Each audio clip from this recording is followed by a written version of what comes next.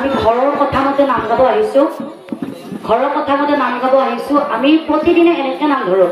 চবে ৰাইজে যেতিয়া আমাক সহায় কৰিব এটা অনুষ্ঠানত আহিছোঁ যেতিয়া ৰাইজৰ সহায় লাগিব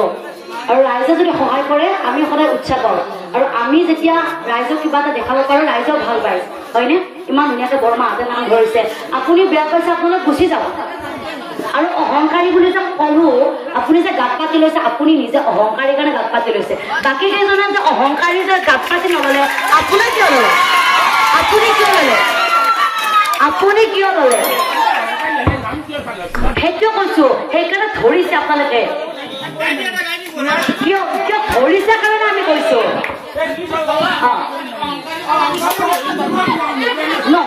নহ'লে ধৰিব নহয় আপোনাক গুচি যাওঁ